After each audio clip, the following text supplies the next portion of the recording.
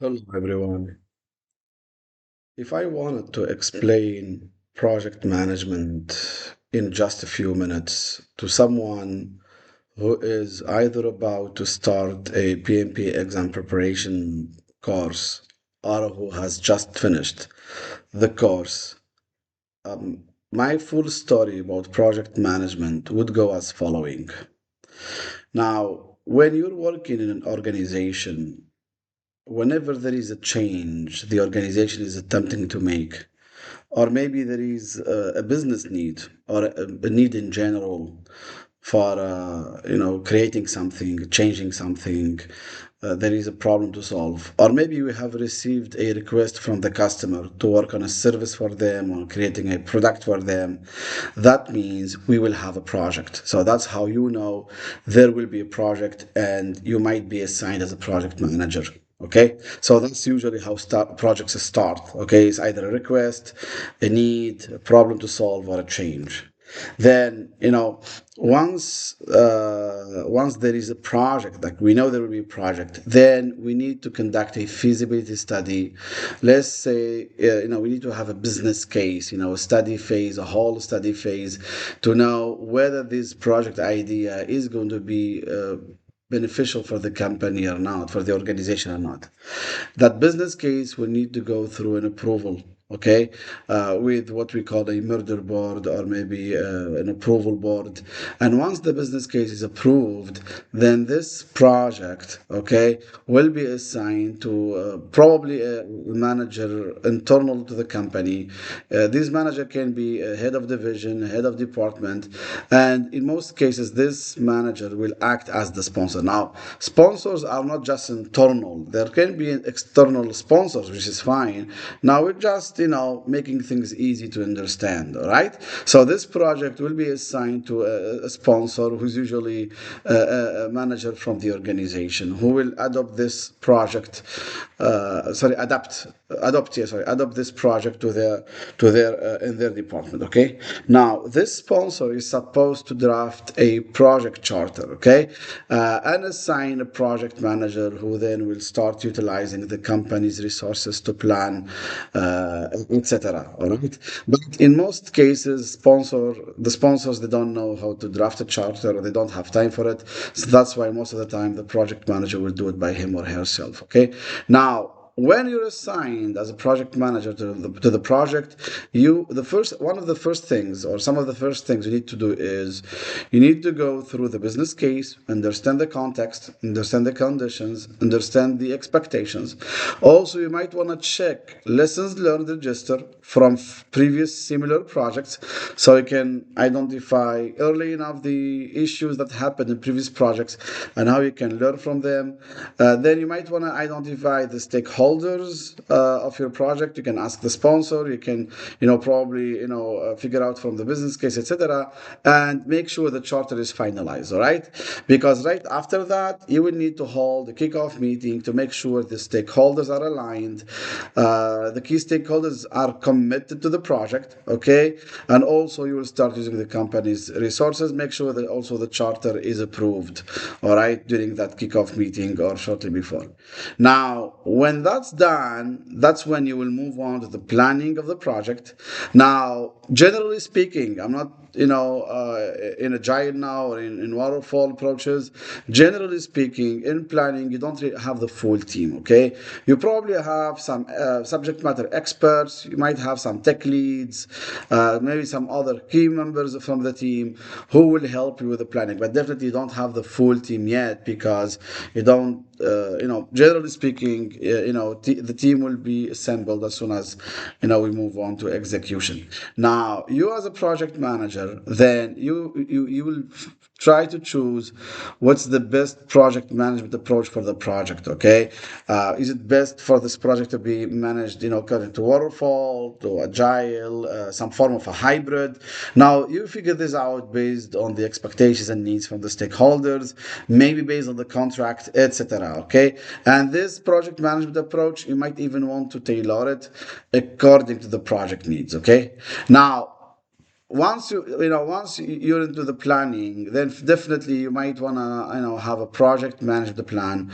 Again, if you're having a waterfall project, traditional project, or a hybrid project, which now is most of the case, to have a hybrid project preceded by a full planning phase. So you might want to have a full project management plan in which you will explain and define how you will be planning the different domains in the project and how they will be managed.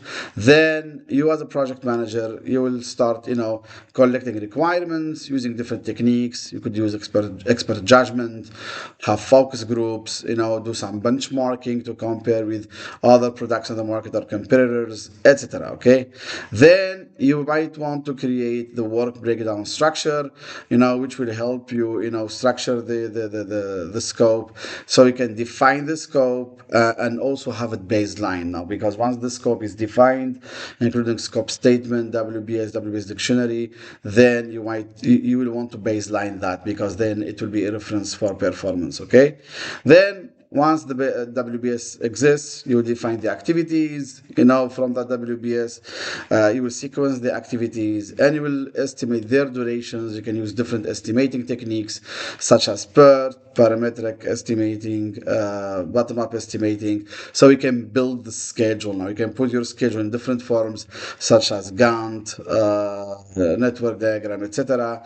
And also you will need to baseline it. You will need to baseline it because you will use it then again as a reference for measuring the project performance.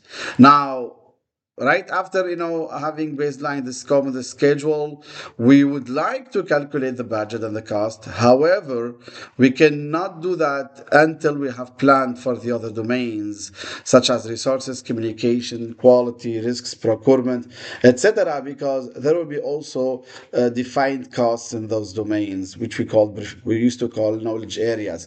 Okay. So for you start by defining quality levels and expectations, and then that will help you know what needs to be done and how much it will cost. You will estimate the resources for the activities, mainly human resources, can be non-human resources, and how much they would cost. Also, you will need to identify the risks, analyze them qualitatively, and then have an advanced quantitative analysis, so you can then calculate the contingency reserve for the threats and prepare response plans, because that contingency reserve will be added to the budget. Okay. Also, you need to prepare a communication plan, make sure it responds to the stakeholder needs, and sometimes communication plan will require some expenses in case of traveling or special equipment for communicating, for reporting. Again, that will be added to the budget. Also, you need to plan for the procurements, whatever we're going to buy, purchase, lease, etc., how, when, the contracts, etc. So again, that will add up to the cost. And also you need to plan for the stakeholder engagement. All right.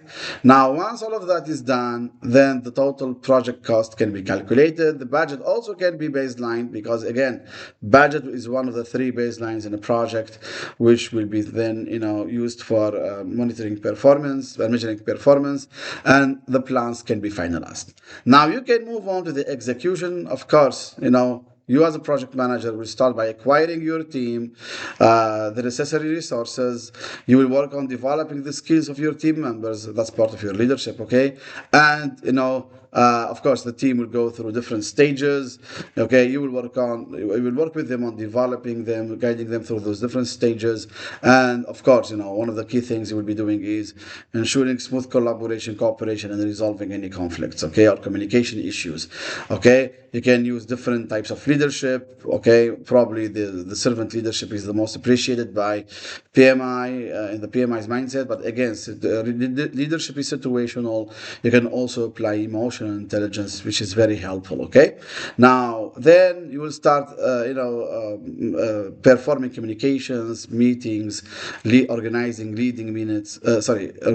leading meetings, making sure you distribute the minutes always no later than 24 hours, and also the different reports, whether it's a status report, performance report, risk report, a steering committee report, etc. Okay, then you as a project manager also will work with the team to ensure that the team is ensuring or assuring the quality expected in the deliverables. Okay, that's part of your quality management. You will conduct also procurement. Okay, however is planned, and also you make sure that you manage the engagement of your stakeholders.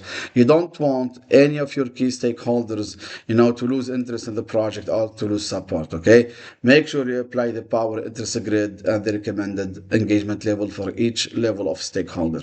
Now, in case you would observe during the execution, in case you will observe a deviation from the plans, you as a project manager will either take a preventive action, a corrective action, defect repair, maybe submit a change request to update the baselines. But definitely, generally speaking, in generic project management, in waterfall project management, any changes will have to go through a change request. Okay, so then we can update the baselines. Of course, any change request will go to the change control board. Okay, which will assess and decide on the change request. That's in case the project follows a waterfall approach. Okay, then we will have it as change control board. However, if the project follows an agile approach, the couple of previous slides apply almost, just somehow couple of tweaks, because usually in agile we start immediately with the team, but I tried in the first two slides to be as generic as possible, and the major difference between waterfall and agile started here, when we're executing and there are changes. Now generally, if we're following agile approach, we will have a product owner who openly receives change requests.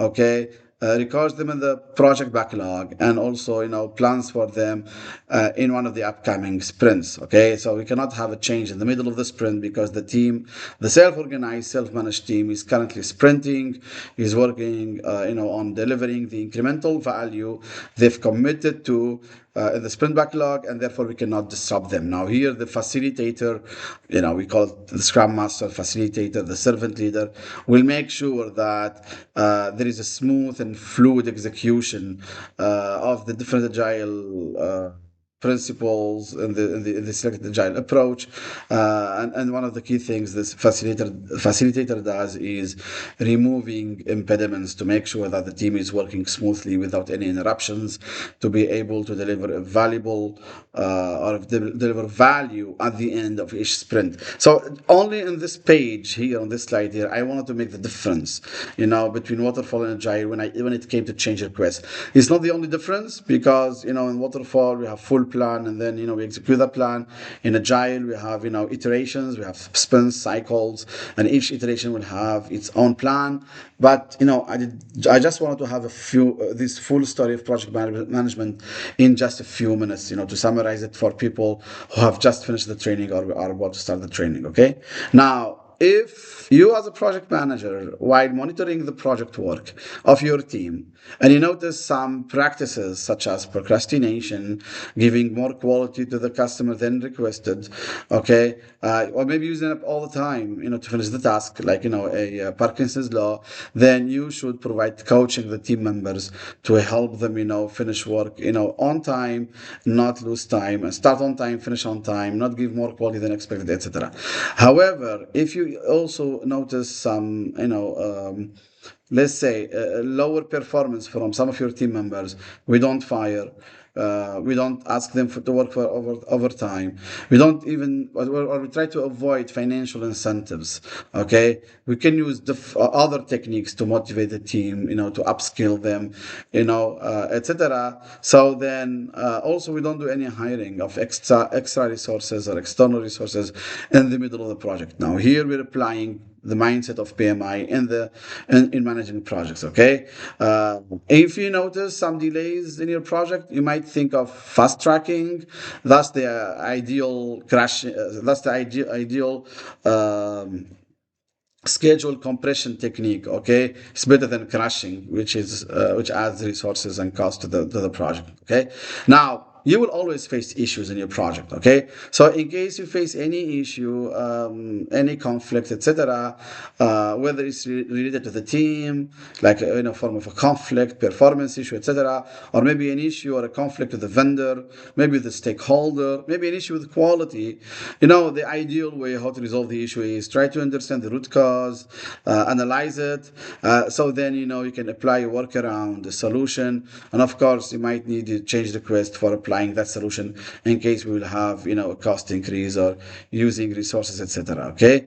Also, with regards to risks during the execution, if a negative risk materializes, then you will apply the defined mitigation plan, and this will be covered by the contingency reserve. In general, in case the risk was identified, if it was not identified, then it will be covered by the management reserve. Okay.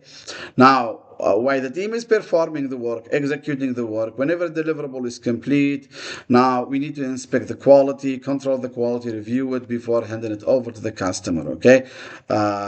Using different control tools and techniques, quality control tools and techniques, okay? You have to remember that you, as a project manager, you must be proactive, you must act proactively, assume responsibility, try to avoid escalating to the sponsor or the steering committee, just except in extreme cases, in case just is the last resort really, for a case that outside of your scope of work. All right. Now also during the project execution, you need to track the performance of the project using different techniques or tools such as earned value analysis generally, or burn down charts if you're in agile, etc. Okay. Now it is really recommended that you and your team document the lessons learned meetings, okay? You can hold them, on regular basis, so then you can, document how the issues you and your team faced, how they were resolved, how you can improve the way of working. This is part of the continuous improvement mindset, all right? Now, of course, in Agile, we have the retrospective meetings at the end of each iteration. In Waterfall, we don't want to have one lesson learned meeting at the end of the project. We'd rather have it on monthly basis if possible, okay? Once all the activities are complete, then you can move on to collecting the customer validation and close the project in the correct administrative way. Now, in these 6 or 7 slides, I really want to just to summarize how we manage projects in a short study, to make it easier for some people to really understand the full picture. Okay, we will have a follow-up video on this. We will call it the golden hour of PMP, in which in 1 hour we'll almost give everything that PMP aspirants will need to remember before taking their PMP exam.